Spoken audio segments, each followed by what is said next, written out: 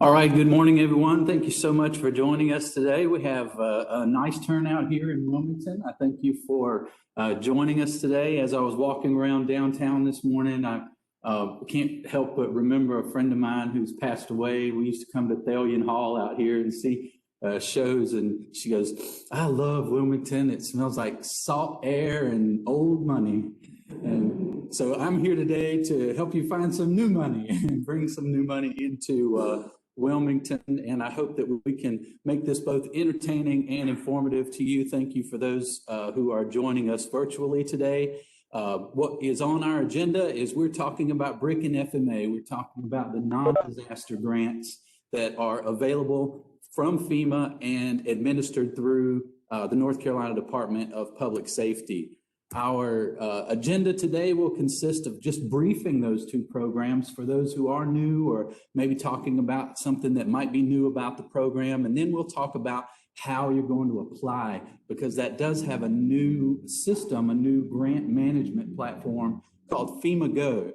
And I have to tell you that while it's not perfect, it is the best of any of the grant platforms with all of these federal agencies that I've seen. They're really getting there, and they make it better every day.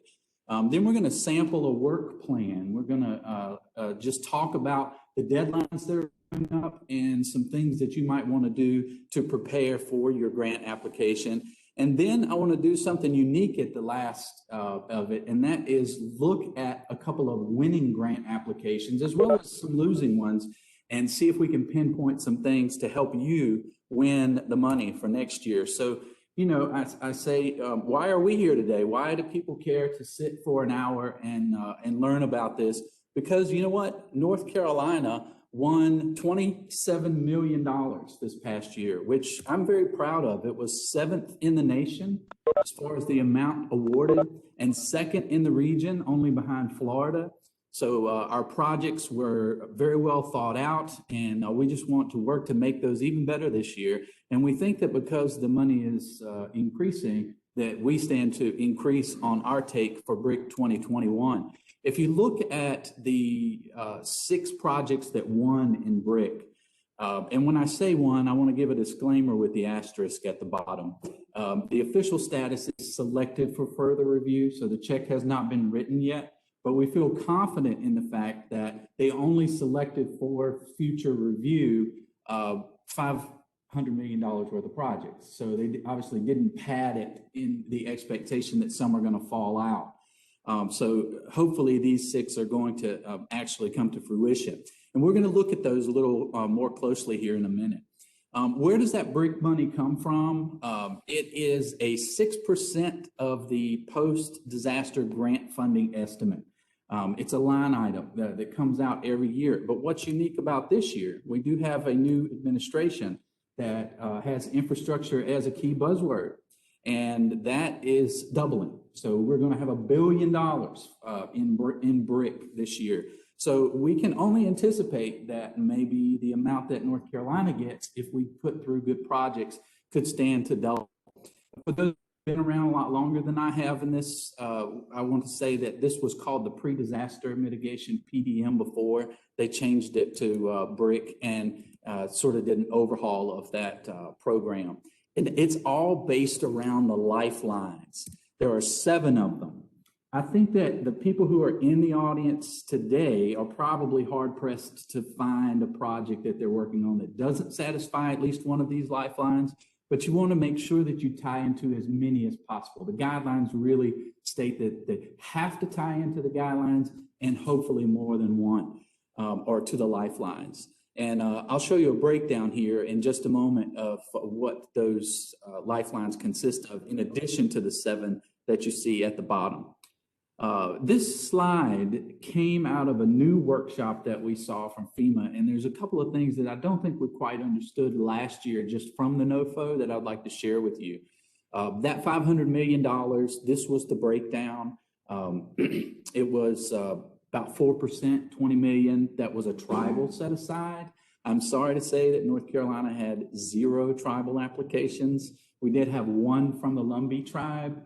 They're not a federally recognized tribe, so luckily Robeson County came in and worked as the fiscal agent on that, but they didn't win. I think if we were able to come in as a tribal application, they probably would have done better because there's a set aside of funds there. If you look at the national projects that won, Alaska, for instance, just really ran away with the tribal money. They put together some great projects. Do you have any friends in tribal government? Please send them my way. We would like to get them some money this year. And one thing I'd like to notice that is blatantly missing there from this money allocation is the capacity and capability building activities. That is not a part of the national competition, but rather funded by the state and territory set aside. Our set aside last year was $600,000. So what we did was take the rating and rankings from our two state panels, and the one that came up to the top, we made that our state allocation. We just felt like that was the fairest thing. But what we didn't understand, I mean, we applied that $600,000 to a project, a bricks and mortar, shovel ready project, when really we should have done capability and capacity building, because that's the only place. So basically the state got none of that last year just because we didn't quite understand. I don't think anybody did that was the way it is, but we know now. And what does the capability and capacity building activities, what does it mean? It's basically anything that enhances the knowledge, skills, or expertise of the current workforce to expand or improve the administration of mitigation assistance. It's building codes activities, it's partnerships, it's what used to be called advanced assistance. Now they call it project scoping. There's mitigation and planning related activities, and then that broad encompassing other activities. I would encourage you, if you think your program falls under current or other activities, reach out to us immediately, because we want to be able to reach out to FEMA and say, does this qualify for BRIC, C, and CB? And that sometimes can take a little while to get an answer for it. So that would be my recommendation on that. Who's eligible? All of us that are joining today, local governments, tribal governments, state agencies, tribal agencies, you're eligible as a sub-applicant. And I'm going to probably only use that term one time because I think it's a little degrading. But it just means this: the city and the county apply to the state applies to FEMA. So I'll, for the purposes of today's session, just say local governments. And then I stole this slide directly from one of FEMA's webinars about BRIC. It's what they consider to be elements of a good mitigation project. Risk reduction, obviously the key word, mitigation. What kind of problems is it going to curtail? Grant implementation approach. This is a 3-year period of performance with some exceptions that can be applied for. And when I say the grant implementation approach, you'll see in the application, they really want a step-by-step process that, here's the key word, inspires confidence in the panelists and in FEMA that your local government is able to pull this project off. The innovation in project planning and implementation, innovation is one of the key focus areas for BRIC. They would like to see something a little cutting edge. You won't, not everything that won was, but if they lacked in innovation, they've made up for it in nature-based solutions and partnerships and things like that that are other key components. I put no generators because nobody won generators for this across the nation, not that I've seen. So that you might want to go to HMGP for that one. Partnerships and outreach, I cannot stress enough. That one is two very different things. First of all, your partnerships does not mean that the county next to you or the state agency has to put money forward. You've just helped, you've talked to them in the planning. There's several ways to involve them as partners, and it is a requirement. And then also the outreach is the communication with your locals, with the residents, with the commercial property owners that are in the area that you're working on. Document everything. This does not have to be that meeting where you call a town hall meeting and they're throwing rocks at you for not moving the garbage cans out of their alley. This is something very different, and it is scored heavily in the criteria. Future conditions, climate change is the big one, sea level rise. You want to make sure that you involve those in your project and tell how you've considered them. Here's the breakdown of those lifeline components. This is a good one to do a screenshot of. This is directly from the FEMA guidance. This is what they would like to see as many as possible addressed in your project. All of these came directly from the Lifeline Toolkit, which is at FEMA.gov.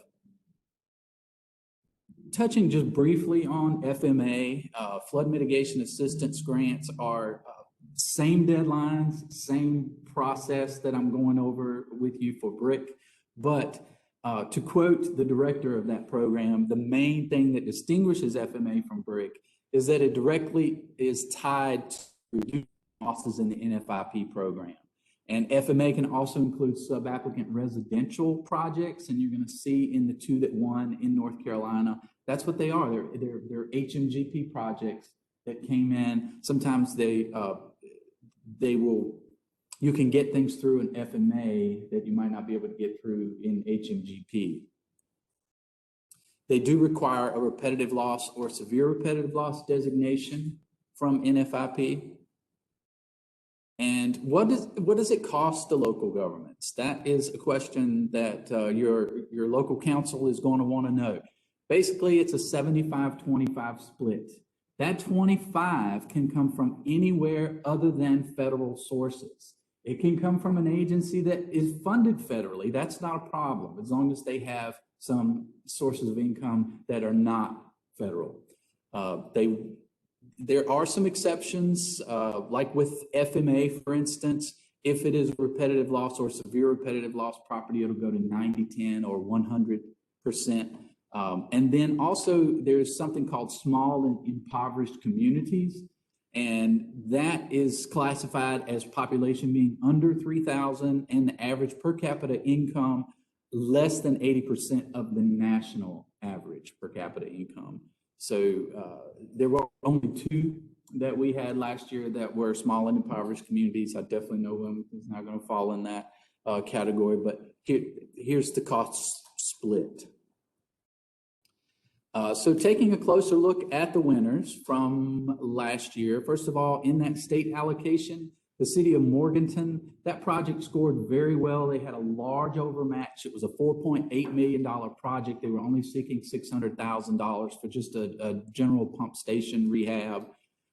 It was shovel ready. They were going to move forward in November, whether they got the money or not. And we felt it was a safe bet for our state allocation on the first run. And then selected competitively was Princeville. They won about $11 million for a $12 million project. Again, that was a 90-10 split because they're a small and impoverished community. This one is by all means an innovative project. I mean, if you've read anything about this, they're moving the city.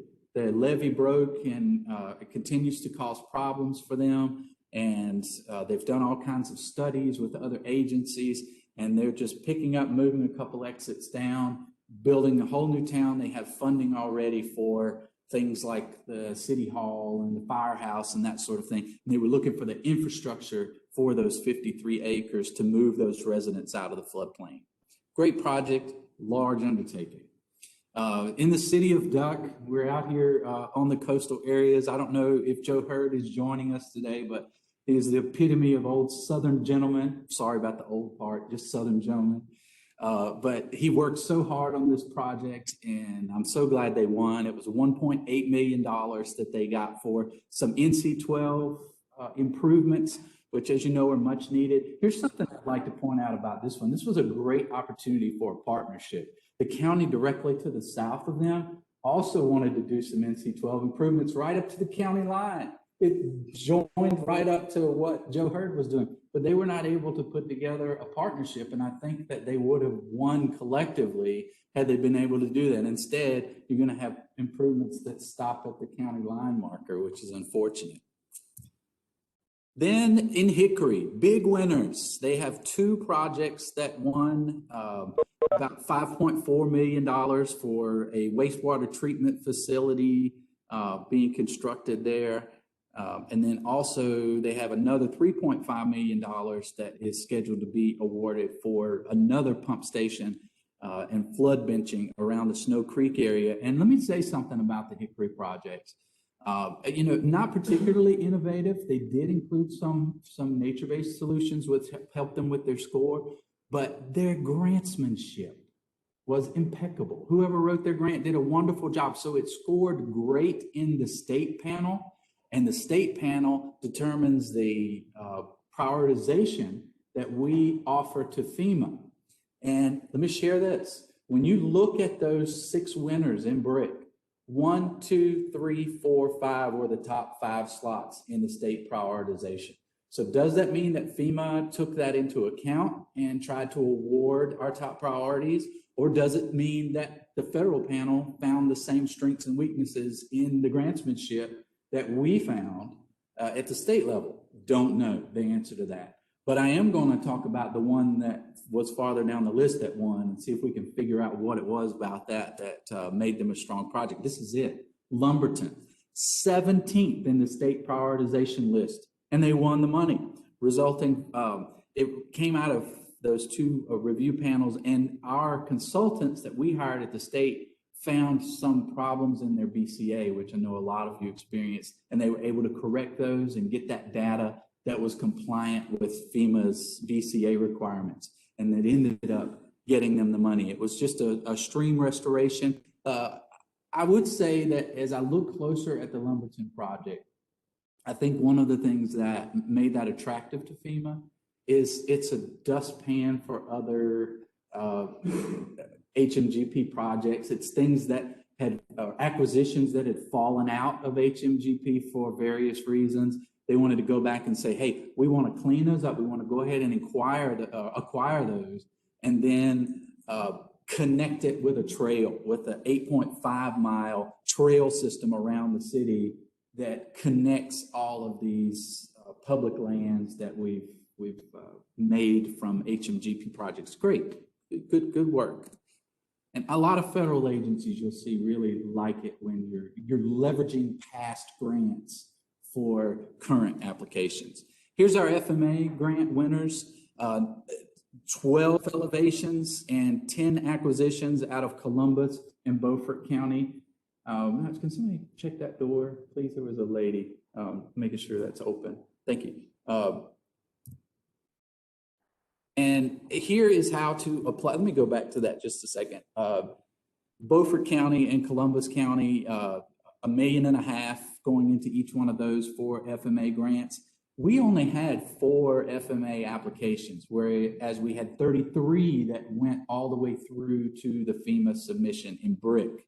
So what you may hear from the staff is, we've looked at your project and we think it might be more competitive in FMA. If you do, we mean that. That's because we think that you'll probably win the money in FMA or stand to be more competitive there, especially if it's an elevation acquisition, residential type project that involves an FIP. How to apply. Look, today, I think at 2 o'clock is the first one of these webinar series. They're doing one a week for the next couple of months that FEMA has put together with some subject matter experts to talk about putting your FMA and BRIC projects together. I encourage you to join those. Set up a meeting with our staff to discuss your project. This is not for us. We're not grading. We're not doing anything but listening to see if it matches these 2 grants. We don't want you to waste your time on an LOI if it's not a good fit for the program. Also, we're in the building with NCORE, so there's HUD money and different things available that when we hear your project, we go, hey, this might be a better fit for another grant program. That's what that's all about. And then we want you to, as soon as possible, register in FEMA Go. There's a couple of things that make that tricky that I'm going to show you on the next slide. And then write a work plan for your grant with October 1st being the goal date. That's the LOI deadline. And I'll show you a sample of that. And then schedule those community and partner meetings as soon as possible because they are important. When you're setting up your account in FEMA Go, there's two things. You have to have a DUNS number. It's easy to get that. You can go to dmb.com and anybody can, it's not like it is the social security number for a business, but it's easy to get. They'll email it to you if you just tell them what it is you're looking for. Once you have that DMB number, you want to make sure that you have a sam.gov account. If your city or county has received any federal funds, you're going to have a sam.gov account. But what's tricky about it is you have to find out who the POC, the point of contact in sam.gov is. And that has to be the person that sets up your FEMA Go account. It's tied in. That can sometimes be tricky because they quit 4 years ago and we don't have access to her email. And so then you have to go to sam.gov and go through a process to change that POC. So we want to look at that first thing. And then I won't spend a lot of time on this because once you've been selected to apply, you'll start to get emails from me that tell you how to go in and do some things technically in FEMA Go. So that's the screenshot on that. Here is that grant deadline timeline for BRIC and FMA. October 1st is when the LOIs are due in the EM grants system. And then we're going to put it through the first screening panel, which tends to be grant officers from several of these FEMA programs. We go through and just make sure that it's a good fit for BRIC and that it will compete. And then we invite you to apply by October 15th. Then here's a very nice asset I think that the state is offering. We're going to hire a team of consultants that go through and really give some technical assistance to your BCA. I know I was talking to Wilmington's brass this morning, and that's what hurt them last year when they got to the technical assistance. Their BCA was not checking out, and there was not time really to get the data that was needed to make that happen. So we're making that earlier in the process so that that doesn't become an issue this year. And we're going to expand the amount of time to 5 weeks that you have with those consultants to make the BCA. And listen, if you are hiring a consultant, which I highly recommend, I mean, this is a good amount of money, and please make sure they have BCA experience. That's the thing. That would be my question in interviewing them. You're not going to find that at the staff level with Department of Public Safety just yet. We're working on it. I'm trying to learn it, but man, that's a task. And there's a lot to it. November 24th, those sub-applications are going to be due, and then they'll go through the big panel where we bring in the hazard mitigation officers from other states and really use the same scoring criteria that FEMA is using to score these grants. And then we'll come back to you and give you another month at the beginning of December to apply the findings of that panel. If they said, hey, this was weak in nature-based solutions, then we'll give you a month to try to make that better. And your final submission date is January 7th. The state is going to, we don't have the NOFO yet to know the exact date of when the state application is due, but FEMA has told us that it should be right around the same time. So January 28th is what we're anticipating. So we want you to create a work plan to get there, and the staff has gone through and done a mock-up here of a work plan with the goal being that October 1st project LOI. Get through here, just do a screenshot of that. I think that's a good plan. And notice that it involves those community meetings, those engagement meetings, Facebook, you know, a Facebook post with a couple of comments. That's community outreach these days, you know, and so easy to accomplish. And then moving on, looks like we are well ahead of schedule, so we do not need to take a break. So let's talk about how to win those grants. Let's talk about Specifically, my boss and I served on the FEMA BRIC review panel for the West Coast applications. And there were some things that I learned in that I'm going to share with you today that I think will help you in making your project a winner. Just a little bio. I've always worked in grants, started in the arts field, and started serving as a grant panelist for these federal agencies. I think that's where I learned my trade, because you learn more from the bad ones than you do the good ones. And you start to see what these agencies are looking for, and you look behind the curtain and see that it's not that difficult a process. They just want you to address the scoring criteria. That's the big thing. And I like to do now in any consulting work that I do, just a punch up. I don't want to dig in and be the person that puts that project together. Your staff is the best person for that. They know the area, they know the program. But as a punch up artist on that grant application, I'm going to take the scoring criteria and go through and see what you could do to make that stronger. And that's what we're going to talk about today. This is a slide from another webinar that I teach. I think that one of the biggest problems is not answering the questions in the grant application. You don't want to say too much, you don't want to say too little, and you don't want to say the wrong thing. So what does that mean to the FEMA application? Answer the question with the very first sentence. Let me say that again. Answer the question with the very first sentence. And not to be cynical, but you know why I say that? Because there's a chance that your panelist might not read the second sentence. And that first sentence is so key. Provide a clear and detailed description of your proposed activity. That's directly from the FEMA application. And so my sentence as a grant writer would start with: the organization will do this, among whom and where. I would answer the question, provide a clear and detailed description of your proposed activity in that first sentence, then spend the rest of the time talking about how I'm going to do that. Let's look at Lumberton. I really can't pick on them. They won the money, but there were some things in that grant application that I think could have helped them do better at the state panel review level, and I'm going to point those out to you.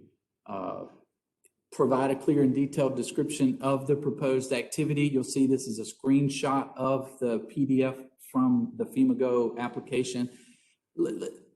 I stress knowing your audience, because those panelists tend to be 3 people who you can make an assumption are probably government workers or consultants. Sometimes for some agencies, they're being paid to be a panelist. Sometimes they're volunteering.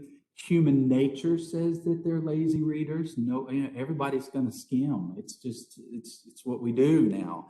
And then the unfortunate thing, especially now that these panels are happening digitally, is that I see that folks are kind of last minute. The dog's barking, the kids pulling on them, and they started reading at 10 o'clock for our 12 o'clock meeting. I hate that, but it's the reality of our world today. And so with that in mind, I want you to click the link here that will take you to that full Lumberton narrative. I've also put that in the chat function on the WebEx here. When you do that, you're going to see that Lumberton application at a closer look.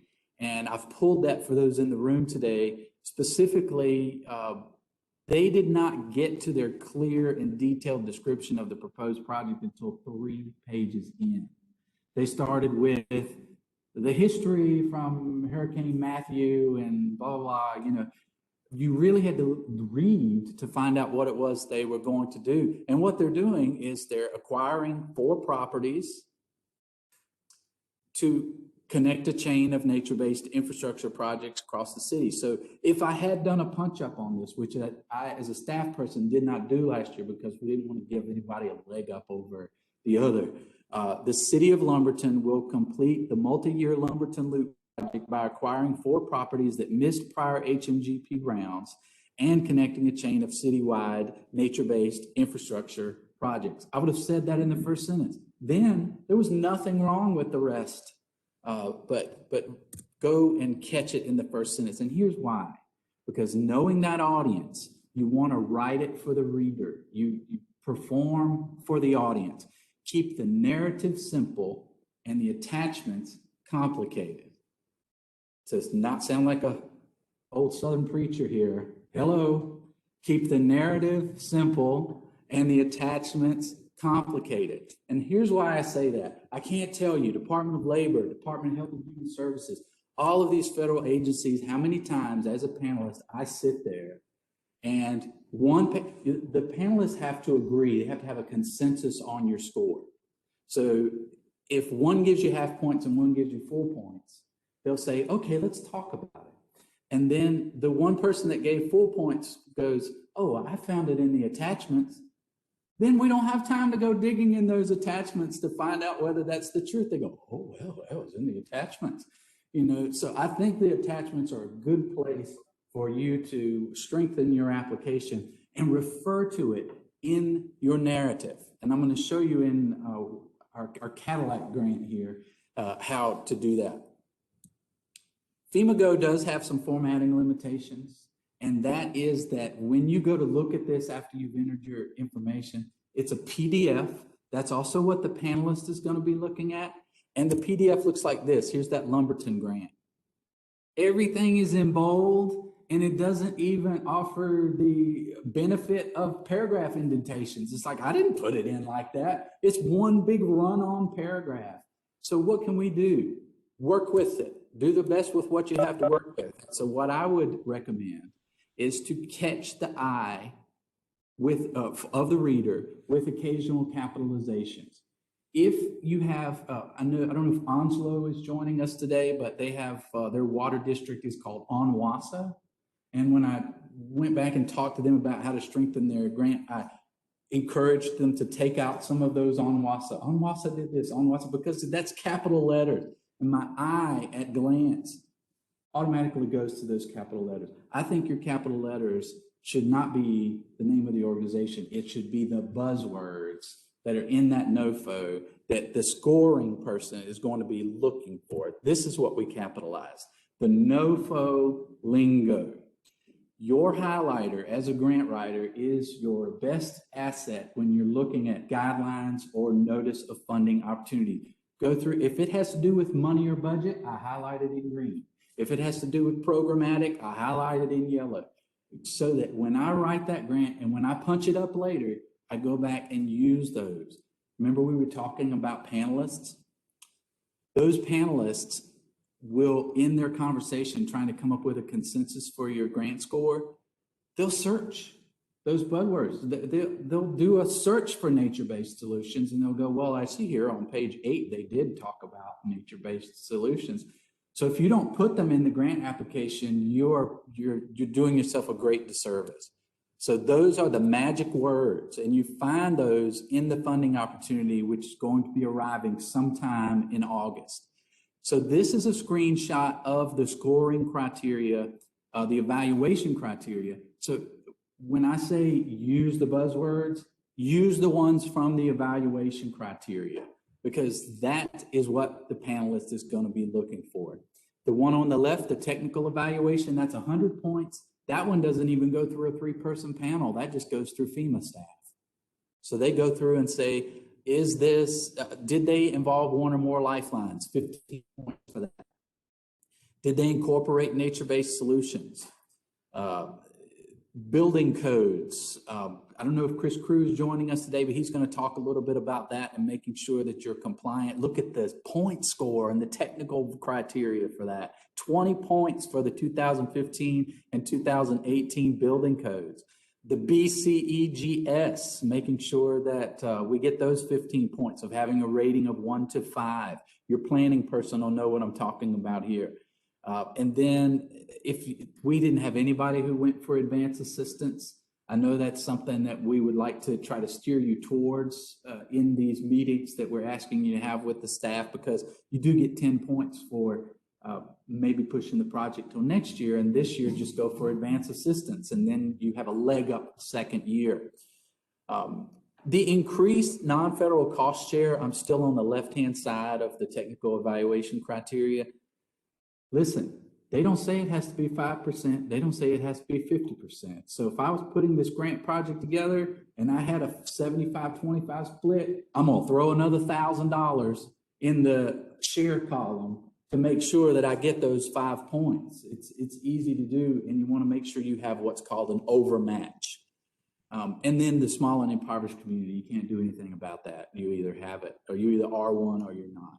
But on the right-hand side, the qualitative evaluation criteria, this is that 3-person panel. This is what they're looking for and what they're scoring. And what I'm going to look at going back to the Lumberton application is the implementation measures. Looking behind the curtain, when FEMA trained us as panelists, the implementation measures from the scoring criteria is what you see on the second paragraph of theme. That's word for word from the scoring criteria. Then they did this. They translated that into prompts for implementation criteria. And so those things are what they wanted the panelists to be looking for. It's just an elaboration of that scoring criteria.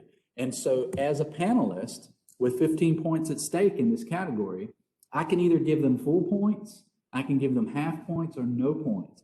And half of 15, I mean, when you consider that federal grants most of the time come down to a fraction of a point in between a winner and a loser, getting half points in something like implementation measures is a killer.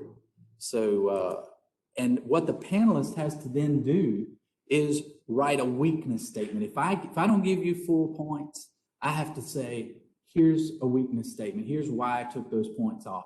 And I'm not making that up. It's not an opinion. I don't get to say, oh, I don't think this is a good project. I don't think this is the best use of money. That's not what I'm here to grade. I'm here to, did they answer the question in the scoring criteria? And so my weakness statement is going to look like this. As I circled the scoring criteria, the applicant does not fully identify the managerial staff needed to successfully implement the project. Specifically, looking at Lumberton, if I had been scoring that, I'm sorry, this one is not Lumberton, it's another unnamed applicant, but in that question, how will the mitigation activity be implemented? Look at their answer. They're telling me about partners.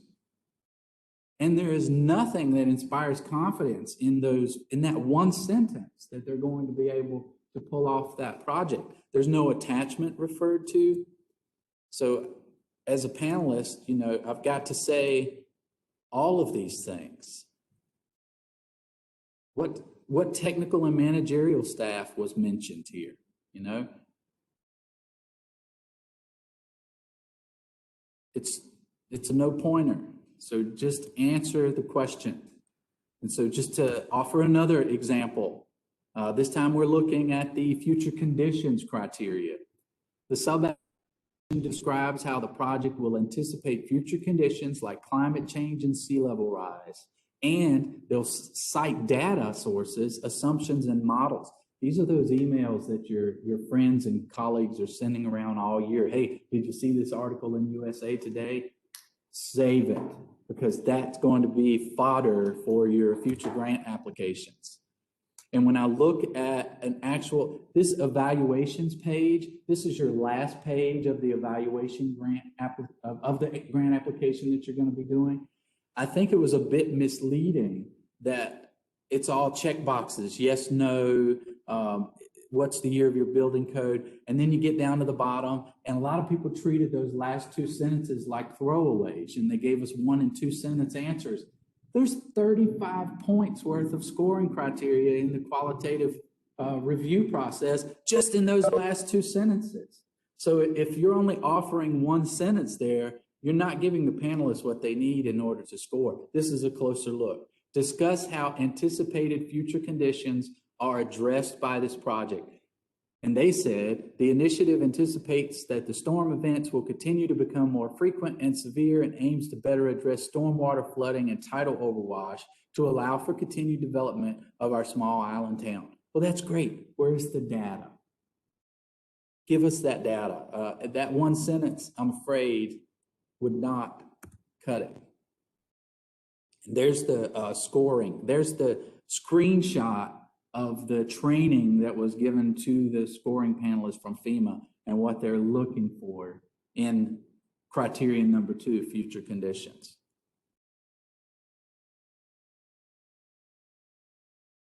Do they cite data sources? Do they make assumptions or models? None of that was done here. I like to make, as a grant writer, what I call a boilerplate file, where I will have things like studies and data that I can use for any grant application I'm doing for that particular client. I encourage you to do the same thing. And so now I want to take a look at one that I found. It's the first perfect score that I have ever given as a grant panelist to an application. They're out of Menlo Park, California. This thing was a Cadillac. Provide a clear and detailed description of the proposed activities. Nothing out of the ordinary here. They tell you in the first sentence what it is they're doing. But then here's the kicker. They refer to, it's like an attorney. If you don't introduce the evidence to the judge, you can't then refer to it in making your case. It's the same thing here. You're providing, see attachment 5, media articles stemming the tide, 2014. They had 14 scope of work attachments referred to in the narrative in Menlo Park. Here were some of those attachment titles. These are not things that they had to hire. They might have hired a really nice grant writer, but these are things that we have accessible to us. Population data, site plans, media articles, nature-based solutions, feasibility reports. In the implementation measures, they just give a brief summary that refers the reader to the attachments. They give one sentence that says what they're going to do, and then see scope of work attachment 13, how the mitigation activity will be implemented. You know what that does as well? Assuming that the grant panelists open those attachments, it allows you then to give it a better format, be more friendly to the reader than that run-on paragraph I was showing you earlier. And here's a look at what that attachment looked like. That's just a Word document with a little bit of color added and some headings. Those headings are key. There's page 2, there's page 3. This was an 8-page document, attachment for the implementation measures. And when I take a closer look inside that document, here's how it started. I'll give you a moment to read that.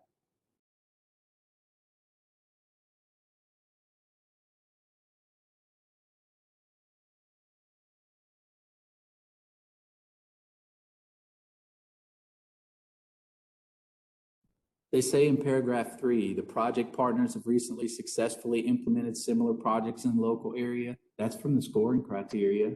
They want to know that you can pull it off. And then examples are provided at the end of this document. They're again just referring the reader to later sections. These are the section headings for that document. I include those because I want you to know they're not difficult. And a lot of times they're repeated from another attachment, but it's just putting it in a format that's friendly to the reader.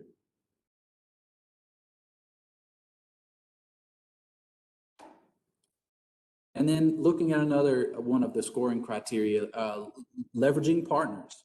The project sub-application incorporates basically partners that will enhance its outcome and describes the extent of those partnerships, such as having an increased cost share, multi-jurisdictional projects, etc. Defining those partnerships is going to be key, and please do that in a document. When I look in the leveraging partners part, this was from their application, okay? This was in FEMA Go. They have a huge overmatch. They've got, $17 million coming from PG&E and Facebook. Those are located in Menlo Park. So that explains the good grant writer. Zuckerberg probably knew the best. And they hired them for this, and it really paid off. They won the money. But look, down at the end, there's the key. Evaluation, see the evaluation attachment, leveraging partners for a detailed explanation of the project's partnership efforts. And when I open that and share it with you, it was a 5-page document, just a Word with some data, with some charts and some pictures. Those are the headings: partnership contributions, future partnership potential. I mean, that can be anything. And just to reiterate, this winning grant application always used the buzzwords from the evaluation criteria. They always answered the question in the first sentence, and they always kept the narrative simple and the attachments complicated. They killed them with the attachments. Here's a screenshot from when I'm reviewing their grant application. These were the attachments. I'm like, oh boy, I'm gonna be here a while. What does that do when I see that they have that much work in this project? It inspires confidence that Menlo Park can pull this thing off. Population impacted. I pulled this one up because a lot of folks said that 100% of their population is affected by this project. But what they say is, because we define the project area as the community that would benefit from the electricity service in a flooding event, 100% of the population within the project area will be directly benefited from the project. See scope of work attachment, population impacted. So when I look at that, it's nothing but data. It's an 11-page document with maps and charts from the utility service. They can send you that data. They have people that put that stuff together. Population data. Look at the section headings, community-wide benefits.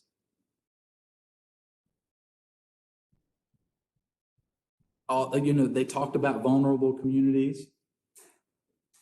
Menlo Park is hardly small and impoverished. I mean, there's not a home under 500 grand in that town. But they did talk about the effects that project in the entire area can have on vulnerable communities. And this screenshot here is just a chart. I mean, I can't think of the vocabulary word that I'm looking for here, but table 3, the community lifelines. They're saying that these community lifelines within the project impact area require reliable electric service. And then they say, 624 communication elements. Where's that come from? Where did we go to? But it looks good. And I'm sure it's backed up by some sort of data, which they give the references at the bottom. But this is not hard information to get. Good grant application. And I'm going to share that grant application on ncdps.gov/BRIC. We have permission from Menlo Park. And I would like for you to just use that as a template. I would say, just in summary, that the most common pitfall in the BRIC 2020 panel review process was those final 2 items: outreach activities and leveraging partners. Together, that was 20 points. That's 20% of your qualitative score. And most people just treated that as a throwaway. Even if I asked them to go back and elaborate on that, it was just not heavy in data. And a weakness in the way that was pointed out, look at over to the right, describe the involvement of partners to enhance the mitigation activity and outcome. That doesn't use the word outreach. That's just asking me for the partners. Yet when I look closer into the NOFO, it says, please answer the outreach criteria in this section of the evaluation. So I really had to dig deeper to find out that that's what they wanted me to say here. Both are addressed and scored. They tell the panelists where to go to get that information. So in review, we want you to make a quick email meeting. This is nothing more than a 5 or 10 minute elevator speech on the phone, digitally, for us to hear what your project is going to be and lead you in the right direction to a good application.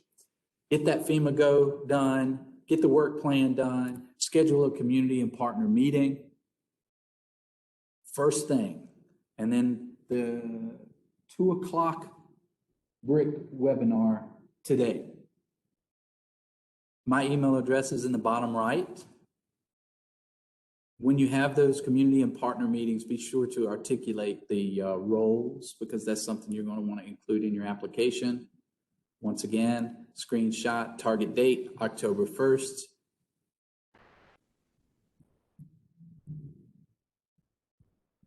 Listen, our staff has gone from 7 last year at this time to over 40. Because of the commitment that the administration is putting on infrastructure projects and hazard mitigation, and the money that's coming in, that's rolling in, and specifically focused on the state-centric rollout. North Carolina is the first that FEMA's allowing to do something like this, because we have so many small communities that are getting HMGP funds on a large scale, and they're supposed to front all of that money and just handle it as a reimbursement for $1 million. Difficult, to say the least. So the state is managing those if the city and the local or county government opts into the state-centric program, which most are, which we highly recommend. But on the development side, we have 3 people that are assigned to do nothing but make sure your grants to FEMA are where they need to be. And there's your county allocations for those people. But to email me anytime. I'll definitely make sure you get to the right person. For those of you who attended today, you're welcome to go ahead and tell me what it is that you're working on. I'll make a note. Otherwise, we can set it up by phone. I do have a couple of people. Jason, are you with us today, or Chris Crew?